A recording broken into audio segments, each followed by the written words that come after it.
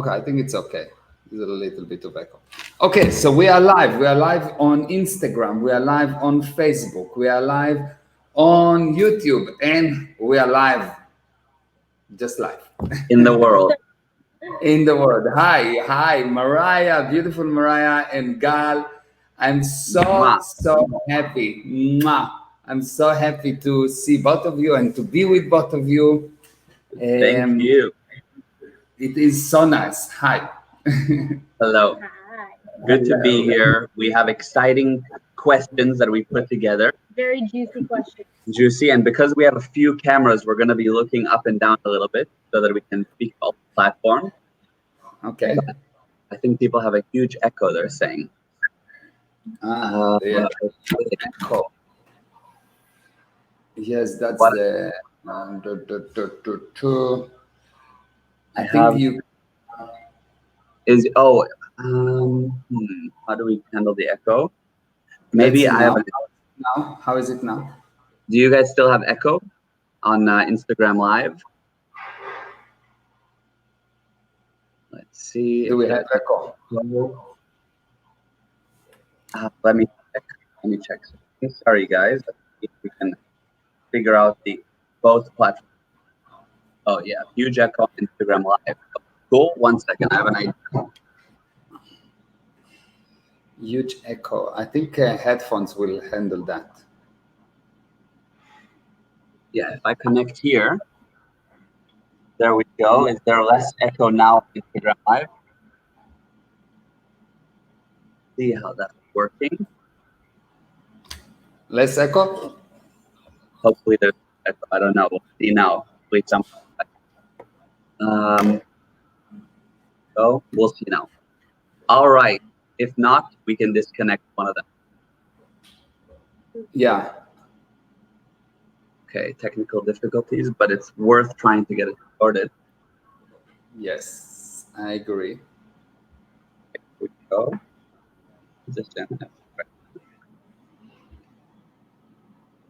Okay. So here we go. Let's see now if that's better. Is that better? I think that this might be better. Okay. Okay, hopefully there's less echo now. Is there less echo or not? The one Smart Woman Rising said that there's only one echo now, which is hopefully sorted. Let's see in a little bit. Okay. It's much better, I'm hoping. Okay, so let's get going. Smart Woman Rising is Susan. The beautiful, amazing, unbelievable Susan Dane, yes. Yes, Susan. Okay, fantastic. If it's much better, then we're good to go. I think if you turn down your volume a bit, I hear myself on your side. Okay, here we go. How is that? Testing 1, 2, 3. Very slight. I still hear it a bit, but better. Okay, good. Okay. If it will not work, I can use headphones also on the computer. Okay, fantastic. Okay. Cool. Okay, so let's get going. Okay, talk to me. All right, so we have a few questions that we wanted to ask. Some things maybe that you've gone over, or maybe some new things. So Mariah, I think, has the first question. Okay, cool. Mariah, you first. Wow. Yeah. Yay. Okay, my first question is, can you give us ways of being a good friend? Right now, with the craziness and everything, we're away from friends, and people need support and help more than ever, and love, and yeah. So what are your recommendations of being a good friend? Okay, good. So I have a very interesting view on the word friend. So first of all, I think that when someone decides to be a friend, he needs to know that this is something that you don't give lightly. So when a friend is like a commitment. It's a family. It's something that you not just saying someone is a friend. When someone is a friend, he actually, what you say basically is that when something will go really wrong, when that friend will go cuckoo and will start attacking me, I agree in advance that despite all the attacks, I will continue to love that person and I will help him at that time. Not when everything is okay. When everything is okay, you don't need a friend. You have, you know, people and they want to be together and it's fun and it's wonderful. But when the friend is doing something really bad against you, can you actually at that moment help them to do the right thing? Don't see fault in them, ignore the insanities, see only good in them, so much that despite the real bullet that they shoot at you, you're still helping them. That's the most important thing to know, that when you are saying, he's my friend, that's what you undertake. Now, during the day-to-day life, in order to make sure that you have a friend and that he stays for a long time, there's two very important things to do. Number one, continuously admire that person and show it. Not just admire in your head, say, wow, this guy is amazing, but continuously find things to admire him. So how do you do that? You see things that he's done and you just tell him that he's done something amazing, or you just tell him that you love him, or you just send him a message, or you initiate a communication. You always initiate a communication in order to tell that other person how amazing it is. And the enemy of that is when you become an accountant and not a friend. What does it mean, an accountant and not a friend? You start to count how many times he says, who said, how many, who he said 7 times, he replied in 3 minutes, I replied in 7.8 minutes, and now you become an accountant and you cannot be an accountant and a friend. So the first thing is that. The second part of it is, whatever happened, you never agree to hear anything bad about your friend. Not as a joke, not as or just to hear, not as anything. If someone say anything bad about your friend, you take an F-16 and you shoot him. Not with an M16, F-16, like, or F-15, something Fighter like that. pilot, missile, torpedo. You use all the force in the universe and you kill the bastard in front of you. Mm-hmm. Protect your friend. If someone say anything bad about your friend, even if it's true, you kill the guy in front of you. You don't allow it. There's no opening. No one ever, everyone needs to know that if you talk about my friend, you're going to be dead. I'm going to chop you up. You're not going to be in my space. I'm going to kill you regardless of if it's true, if it's in an effort to help, nothing. Your friend, in your eyes, for the outside world, is perfect. It's like if someone will tell me something bad about Gal, he's dead. I mean, he just need to say just to start to say the first letter, and already he will be in the cemetery, you know. Now I appreciate that. But what would happen in the situation that you have a friend, a good friend, talking about another good friend? You shoot him. Even if he's a good friend, that's when you are your friend. You shoot him and you say, hey, you don't talk about him. Yeah. You shoot him, you shut it down, you don't allow it. Because you like that friend and you do things for him, and he damages himself the moment that he starts to talk about the other friend. So it's a law. It's not important who is it. If it's your son, if it's your mother, if it's your father, unless if it's your wife, that's an exception. Yeah. If they talk badly about your friend, that's it. They're dead. Mm-hmm. Yeah, makes sense.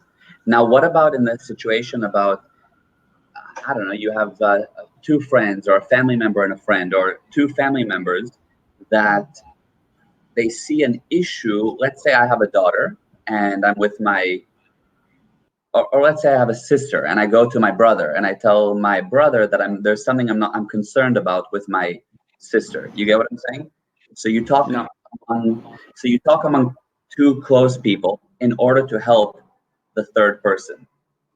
Okay, so if let's say I'm talking to you about Mariah, as good as my intention is, never mind how good it is, regardless of how good it is, if she's not there, or if we not telling her maybe immediately after that, I actually created a situation between you and Mariah, and you created a situation between you and Mariah, because what I'm doing is I'm putting something that I need to hide from Mariah and you need to hide from Mariah. So we were both going to hate Mariah sooner or later. Because what does it mean? If I hide something from someone, eventually that someone will I will make that someone my enemy. That's a law. If I hide something from someone, regardless if it's my son, my daughter, my wife, my anything, if I hide from them something, eventually that person I will make my enemy. I will hate them. Why? Because the basic intention of people is to communicate. Okay? When I have to not communicate, when I'm hiding something, it is because I think that they should not see. So I'm putting some blinders so they will not see us. So I put a blinder, and so I become blind to see them. And what the only thing that I'm blind for, of how beautiful, how perfect they are. So now I start to invent who they are, and my invention will always be bad. Always. You never invent in the physical universe pluses, you invent only minuses. To invent a plus, to invent a good, you need to do it spiritually. The spirit put good in people, and in the physical universe, you put minus. So the moment that you have a barrier like that, at that moment, whatever you create internally here is bad. You will see that when you start to think about someone that is not there, that is not communicating with you, you think about all the bad things. You never think, oh, he's such an amazing, no. Yes, you think all the bad things, yes?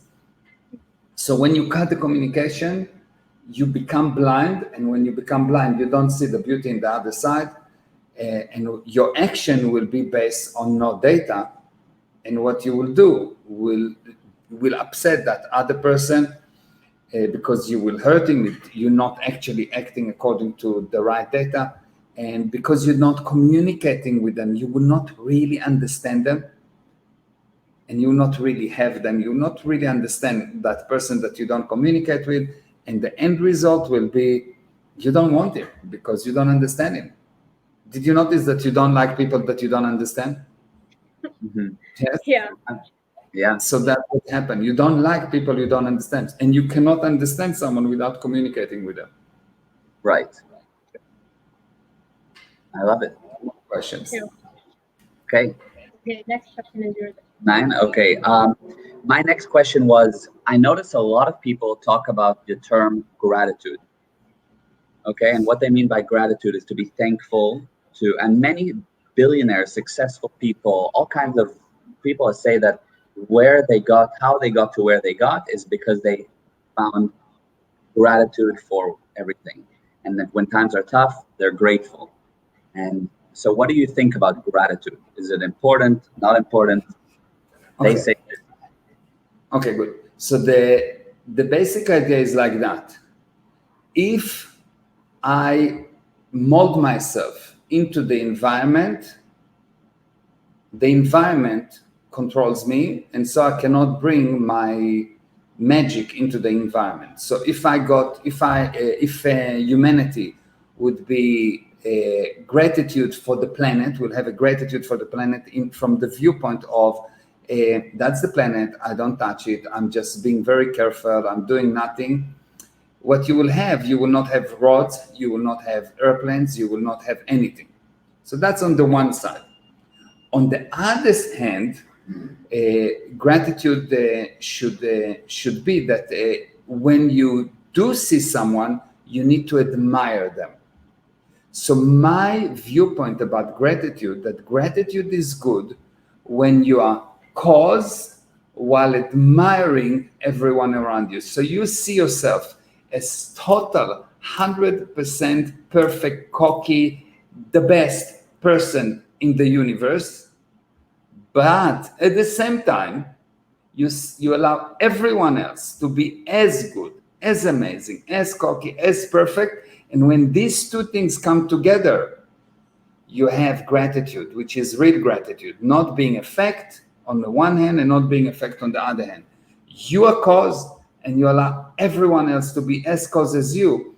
And now what you have is you have these combinations of being that can create anything. So what I think successful people mean, not what I think, what I know successful people mean when they say gratitude, it is, I think that I'm God, but everyone is as God as me. And what I think people that fail seeing gratitude is, I'm an effect, and I would just sit there and say to everyone, oh, thank you, thank you, thank you, thank you, thank you. Thank you for giving me water. Thank you for giving me air. Thank you for this. Thank you for that. Thank you for that. Which means I will be so effect that hopefully you will give me something, or I will be so effect, so hopefully you will not punish me, or which is nonsense. Gratitude is not a weak position. Gratitude is the courage to know that you are perfect, and the courage to take any person around you and see only the good in them, despite all invitations to see bad. I love that. Yeah, I agree. Yeah, I love it. Good. Yeah, all right, that's great. Okay, next question. Your turn. Good. I think you had right and wrong. Oh yeah. I love your definition of, or your way of describing what is right and wrong. So I was wondering if you can explain that and go more in depth, because I love that concept. Okay, good. So I think that people have a huge confusion between true, right, wrong, legal, not legal, and so on. And because of that confusion, you don't know what is the right thing to do. And generally, you do what everyone else doing, which is almost always wrong. Why? Why is it almost always wrong? Because most of the people fail most of the time. So obviously what they do is useless. Yes, it's not correct. Okay. So the first thing, let's look at right and wrong, and then we look at laws and right and rules and so on. Right mean that you look around and you figure out what is the greatest survival, the greatest life, the greatest good, the greatest plus, the greatest love to the greatest number of being, people, or things. So you look and you say, I'm driving in a car, and there's a bystander that if I will not hit him, I will go over the cliff. And in my car, there are 5 people, and he is 1 person.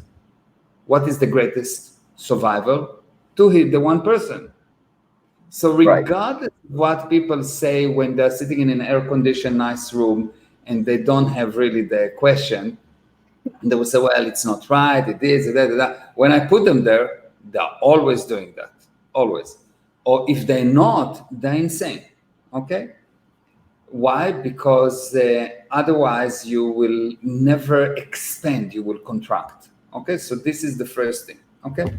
Now, when people cannot make such kind of decisions, when they realize that they made decision that did not bring a greater survival, what they do, they decide to put a law. Okay? Why do they decide to put a law? How does it work? It works like that. Generally, a person is expected to know what's right and wrong without anyone telling him. Okay? And that's really a moral. This is the ability to see right from wrong. So you generally expected, I can imagine that many years ago, there was no laws against don't steal. And so the people just knew that no one steal, and no one could fathom that someone will steal. So there was no problem, and people were free. Then one guy, or many guys, started to steal, and there was nothing to do about it because no one knew what to do about it. It's not illegal on the one hand, and on the other hand, it's really not moral, but no one knew what to do with that. So they say, you know what? To avoid this thing, we're putting a law. So a law is something that comes to stop. Okay, a law is something with the purpose of stopping. It's never with the purpose of putting flow. It's always with the purpose of stopping. So you should know that if life is motion, laws are always reducing life. Okay, so a law being put there, and with every law that you put there, there is more and more and more limitations. And eventually the person is in a jail without actually being in a jail. He's in a jail of his own creation because he agreed to those laws. Yes? So how do you get out of it? And you will see that the more laws there are, the more limited the country is, or the group is. Yes? So how do you get over the need for the laws? You need to rehabilitate the ability of a person to see right from wrong and act from that viewpoint.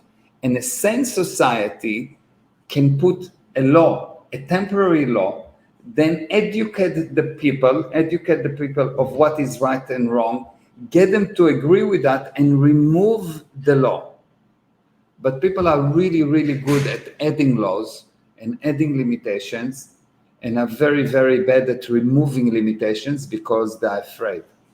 And fear means an inability to see, an inability to observe. So they don't actually understand that what limits your happiness, what limits your abilities, what limits what can be achieved is actually the laws. Laws never happen, never help. So I'm not saying that laws are not needed. No, laws are needed temporary. But you need to start educating the society and the people, so you increase their ability to see right from wrong. And that process of increasing the abilities to see right from wrong is the process of actually admiring people and believing in them after they've done something bad. And this is what everyone should expect for himself, and what he should be expecting of himself to see in others. Does it make sense? I see. Yeah, it does. But just the one question I had with regards to laws is, what about, the other extreme is a totally anarchistic society that doesn't have any laws? Yeah. So you could have a society that do not have laws, but have morals. And morals is when they are there, they're stronger than any law, because this is on yourself determined. You decided what's right, what's wrong. So there are boundaries. It's not no boundaries. It's not an anarchy where everything is okay. There are very clear boundaries, but the boundaries are based on your ability to observe and to decide what is the right thing to do, and not having here some kind of a robot that's sitting next to you and telling you, this is right, this is wrong, this is right, this is wrong. This is basically, you have a law is basically a robot that's sitting there and say, you cannot think, you're stupid.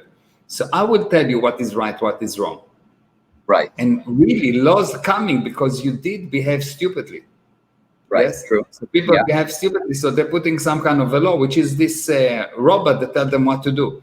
But a real stupid society is where it lets the robot become the boss and don't realize, okay, not a problem, I can use that robot for a week.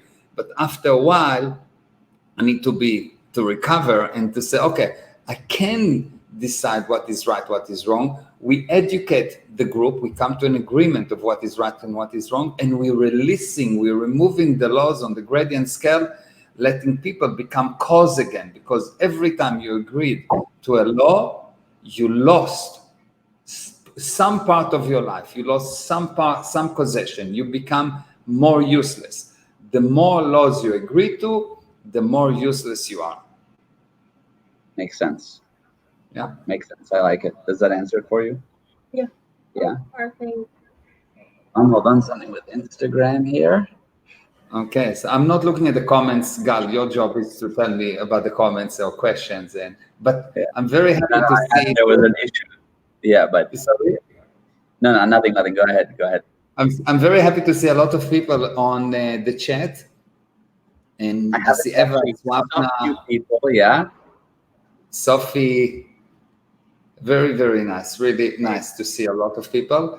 And generally, when I do those interviews, I don't pay attention to the comments because I want to be with you 100%. So the people that watching us and listening can actually get my full attention. So they don't. So I'm not going here and there. Why? Because generally, the word competence mean the ability to do what you do when you're doing it. And when you don't do that, you create incompetence around you, not only with you.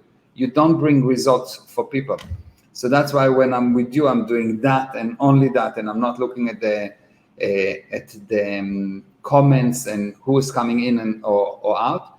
But at the beginning and at the end, I'm telling you that I'm doing this thing for you, and that's why I'm doing it like that. I'm not doing it for the likes. I'm doing it for you to get some kind of an actual benefit. Yeah, okay. For sure. And that definitely happens and is happening. Thank you. Mwah. Mwah. Next question. So my next question is I think it's your next question. No, I just asked. Oh, that's right. Okay, my turn. So my next question is about instincts. The idea of instincts, because there's many people that feel that they need to go by their instincts, and that when they haven't gone by their instincts, it hasn't gone their way, and they have the sense that I should have trusted myself. How do you know if you have information in front of you that makes sense, but you have an instinct? How do you know if your instinct is crazy or if your instinct is right? Okay, good. So generally, let's understand instincts and what's the problem with them and what's the good thing with them. Okay. So, the spirit knows. Okay. And when you know, the manifestation is a certainty that unbreakable. This certainty is so important that when you are certain, the data become your slave.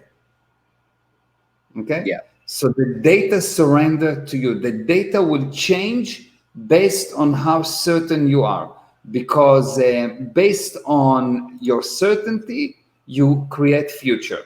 So certainty is what brings about future. Okay? Okay. Now, as a person become less and less certain, as a person become more in doubt, as the person become more unsure, he start to think. Think is a substitute for knowingness. Thinking is a substitute for knowingness. It's actually an effort to get an answer from the past rather than to create the future. Okay? Yeah.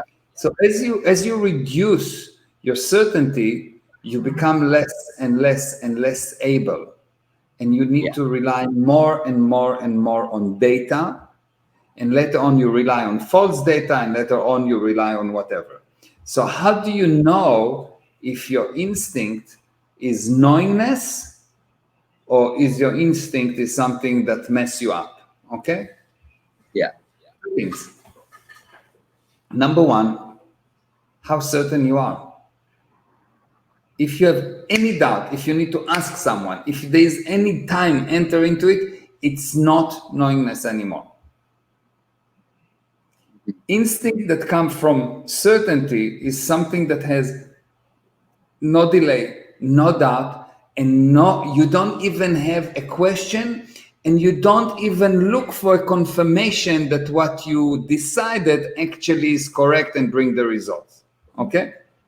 Yeah. As you go down, and it's a gradient scale, it's not black and white, it's a gradient scale. As you go down, the more questions you have, the more you need confirmation, the less you rely on you, the more you rely on lies.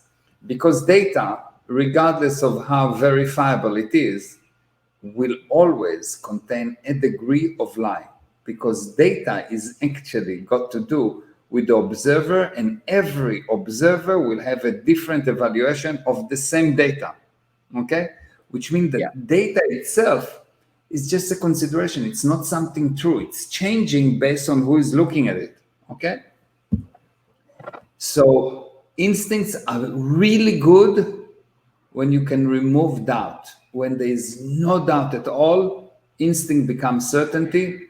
And when there is doubt, when there is time, when it's not 100%, instinct to that degree damages you. And there is a way to go from down up, going from the position where you don't know to know. And it has to do with the ability to, at the beginning, understand.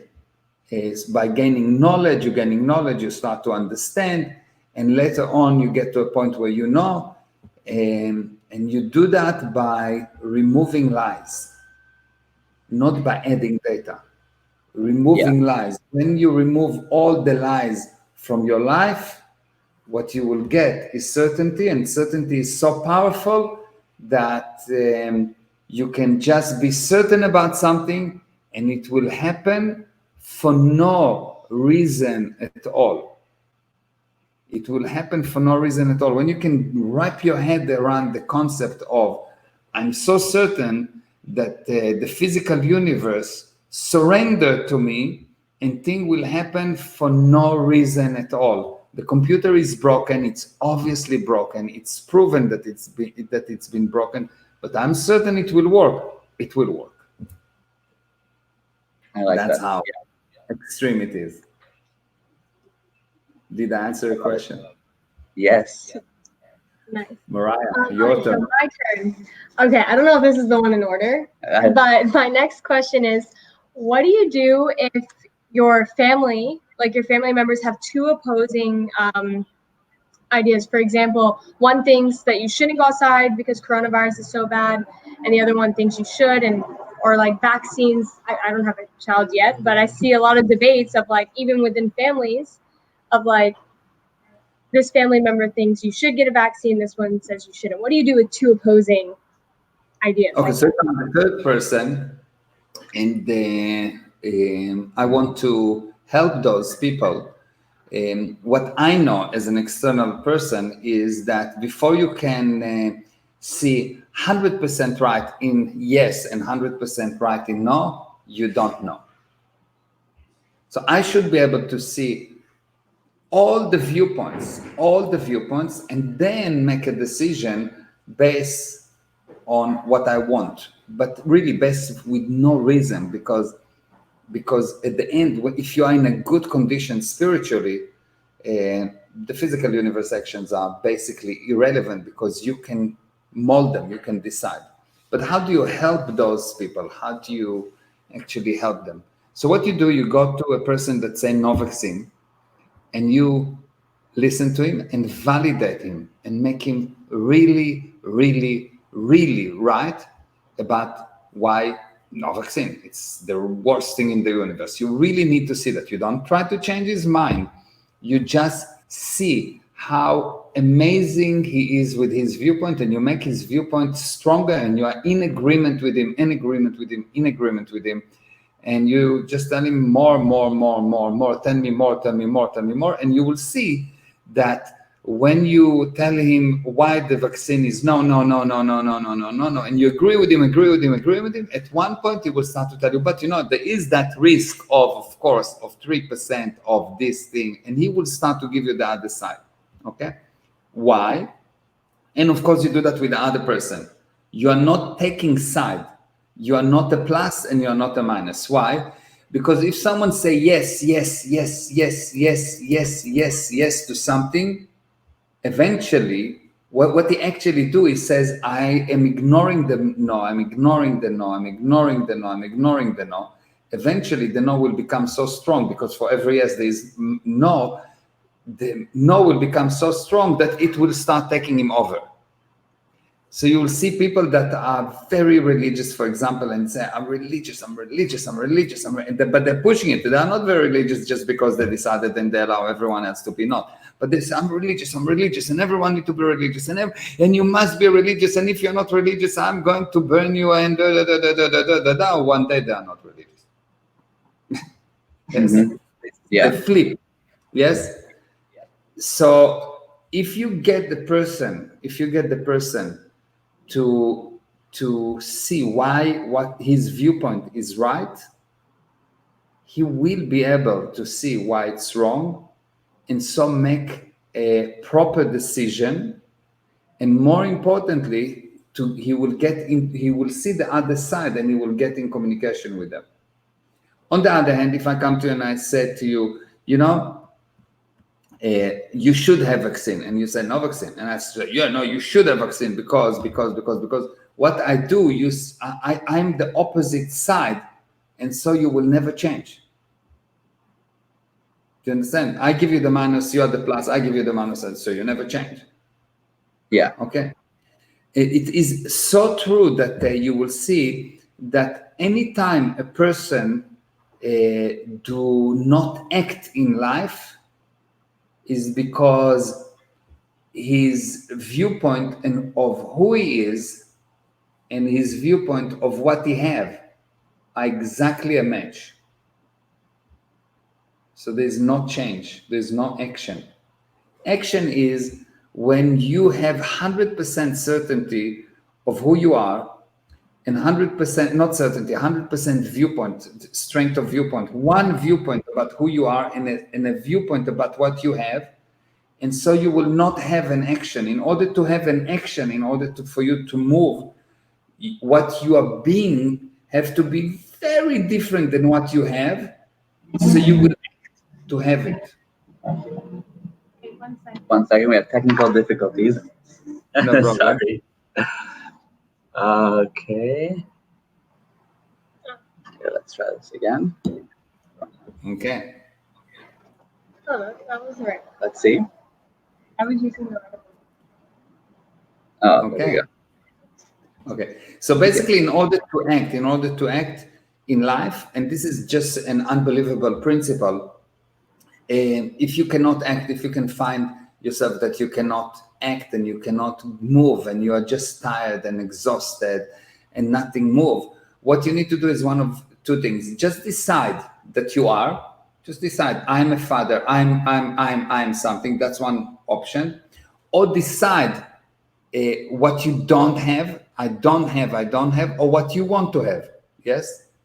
But somehow you need to create this difference between the plus and minus, and in between you will get the current, and this current is the action. So when people procrastinate, when people are not moving, they actually think that who they are and what they have is perfect, regardless of what they say. So they really think that who they are and what they have is perfect. So if you want to create much more energy, if you want to create a surge of endless amount of energy, if you want to create a situation where you don't want to sleep, where you don't need to eat, where you can go for days and weeks without any external source of energy, either change who you are in your mind, and it's just in your mind, or change your viewpoint on what you have, and you will get a current that is stronger than any atom bomb. Wow. That's amazing. Yeah, I've never heard that from you Yeah. before, so that's cool. I'm preparing for you surprises. I love Yeah. So just before we wrap up, I want to ask about the upcoming webinar that you have going about yoga, which is very new, and very new for you, and I think is new in general, that people don't talk about this in general. So I want to hear what you have planned. Okay, good. So generally, the subject of yoga is yoga is actually an old knowledge that was designed to release the spirit from the draconian effect of the physical universe and make the spirit the God over the universe. So it's basically a knowledge that was designed to take a person that has been deteriorated into thinking that he is just a body and actually recover the native ability of the spirit to bring about something out of nothing. So the idea is that you can say, let it be light, and there will be light. Yes? Yeah. And because over the years, the knowledge has been passed from one person to another, from one person to another, and every person that passed the knowledge forward passed it to the degree of his misunderstanding. What we got the deterioration, that today yoga is a combination of physical actions that's supposed to bring you into a spiritual condition. It's like saying that if the car will drive very good, I will become a good driver.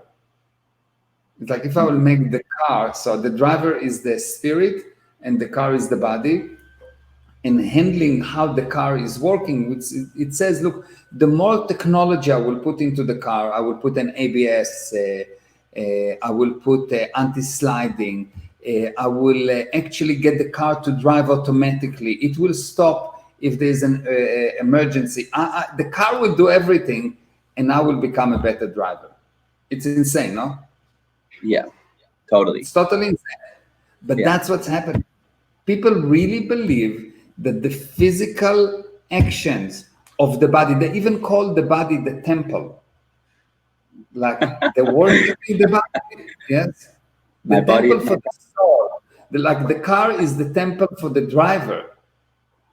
Just if you really look at that and you just hear what people say, you will see the level of deterioration. Now, what I'm saying here is probably very unpopular for people that are doing yoga, but my job is not to tell you what's popular, because what's popular got you to where you are.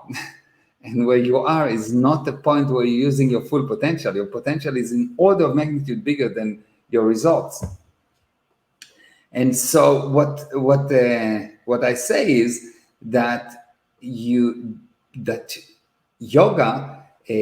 what it should be, is something amazing, and how people going about it is incorrect. It's just from the other side. They're making the car more able instead of making the driver more able. Yeah. And so eventually the driver become the car, and you actually look at the person. Most yogi will look at the person ability to do asanas, which is this yoga poses. sequences or poses, and based on that ability, they deciding if he's a good yogi or not. Do you understand? So first of all, that's the first thing to understand. This is totally wow. Okay.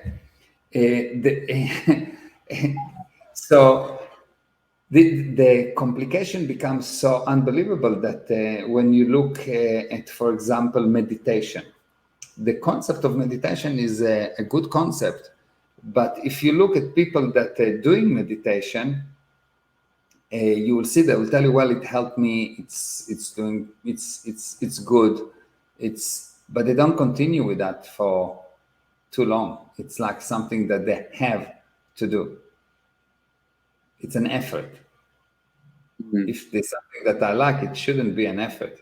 But even if it's fun, it's an effort. When I go and I look at their life in the physical universe, the physical universe is not so good, meaning the bank account is not big enough, the environment is not nice, the things around them is not so nice, the relationships are not so good, which mean that they do not create the expected results. And what I'm hearing is that, well, you need to do yoga for many, many years, and you need to do that for many years, and then you will get the end result.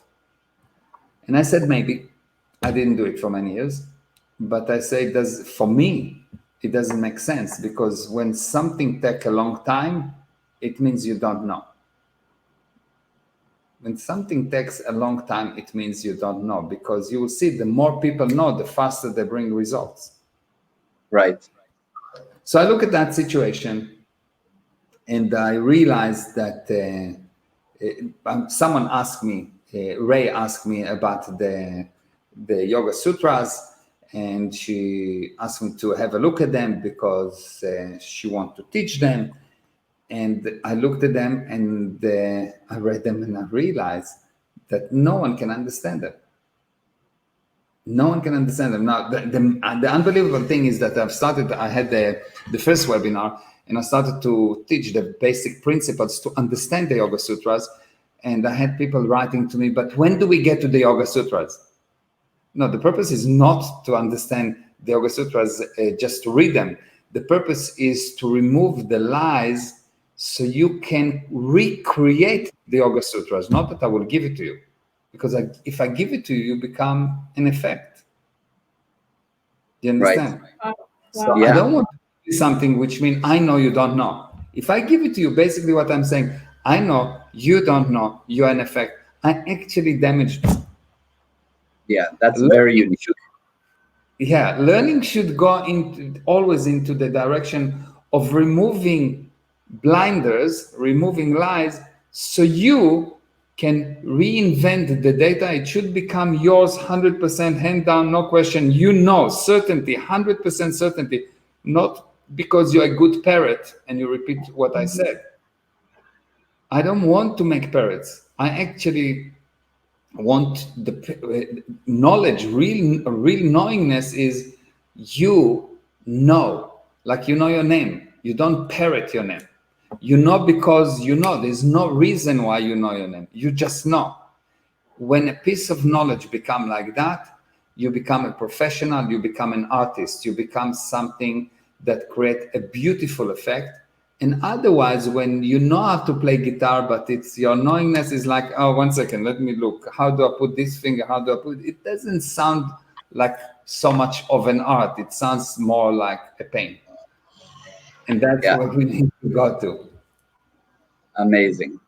So I'll be sorry, go on. So what I do a series of webinars. I started with a series of free webinars just to establish the language, just to establish the basic language between me and the participants. And then I will start to give them data that the basic idea that all the participants, 200 participants, will come to the same sutras without me telling them what they are. That's the idea. The idea is to go and build one sutra at a time, by the participant realizing what it should be, not what it is, and everyone come to the same conclusion. Why? Because it's the sutras describing the blueprint of this universe, how this universe come about, from the spiritual universe to the physical universe. That's really the blueprint of spiritual universe versus physical universe. What are the law of the spiritual universe? What are the law of the physical universe, and how you build them? And once, if you know them, then everyone, because it's an existing thing, everyone should have exactly the same sutras, exactly the same understanding, and you should be able to recreate it if you know it. If you repeat it, you cannot recreate it. You maybe can read it. So it's a totally different viewpoint on how to get a person to learn. You'll see that some people will say, wow, that's amazing, unbelievable, I want it. And some people say, no, just give it to me. Those people that want just give it to me will never get it. I mean, they can go and I get a book and read something and don't understand, and have a vid say, I read the book. And when I tell them, okay, good, so explain to me the first line. And they say, well, it's written. I said, no, but explain to me. They cannot. and they don't even remember what they read. Yes, they don't. They know that they read 200 pages, but they don't actually have the benefits of reading. Incredible. So it's different. It's very different. That is. So it is happening on Saturday or Sunday? It's happening on Sunday. Okay, And Sunday. Sunday, yes, I think Sunday, yes. And I think it is 3 p.m. Eastern Standard Time, 9 p.m. South Africa time, 10 p.m. Israel time. And Okay, amazing. And the link to register, it's free. I said that it's totally 100% free, but not easy. The fact that it's free do not make it easy, because most people think, well, it's free, I'll just come, it's easy. No, you come, you're going to work, and it's not easy. And so I'm saying, don't waste your time to register if you are not willing to let me get you to look and move some furnitures in your head. If you want to come into the webinar in one way and go out at the same way, why should you come? Yeah, 100%. Yes. So come only if you're brave enough to move some furnitures in your head. Otherwise, don't waste your time. Okay, I'll be there. Do you want to read the link? Because I think you'll say it in a better accent than me. Yes, well, I can. I don't know if it'll be better. It's www.meiresra.com/yoga. Say it again. MeirEzra.com/yoga. Okay, perfect. Wonderful. So, Mariah, let's hear you with your accent. Okay. www.meirezra.com/yoga. Okay, so now I'll say it with my accent and we'll do a vote. We'll see what people say. What is the best? www.meirezra.com/yoga. Yoga. Yoga. Okay. Thank you for this time. Yes, thank It was you. great. Thanks for answering our questions. We should do it again. It was fun. Yeah, we need to. Yes, we should. Yes, it was beautiful and fun. And I love the fact that it's coming from both of you. It's making it nice and interesting. And I see these beautiful, amazing beings in front of me. And this is like, wow, I love you obviously a lot. And I see all those people that join and listen. Thank you very much for joining and listening. And I want to thank Amit and Swapna, because they organize all the setup in regards to my Facebook Live. So they are amazing, unbelievable people, so nice. And Amit, they have this coaching business. They're doing marketing, and really, if you need some help and you want result, not just nonsense, go to Amit, find him. You will see Amit and Swapna are just unbelievable people, able, nice, ethical, like just you want to eat them. They're so nice. Really, they're really, really, really nice. And Shamaya at the background, you know, she runs everyone. So Shamaya runs everyone. She, from her WhatsApp, she can actually kiss you or hit you or anything. She's like, she have everything. She's the conductor over the orchestra. Amazing. And of course, to you for being so unbelievable. And for everyone for listening, if you have any questions for me, follow me on Instagram, Meir Ezra Official. Send me private messages. I always answer, not always what you want to hear, but always what you need to hear. That's all. Meir Ezra and Mariah and Gal Ezra. Yeah. Yes. Thank you again. Mwah, mwah, mwah. I love you. I love you, everyone. Bye-bye. Bye-bye.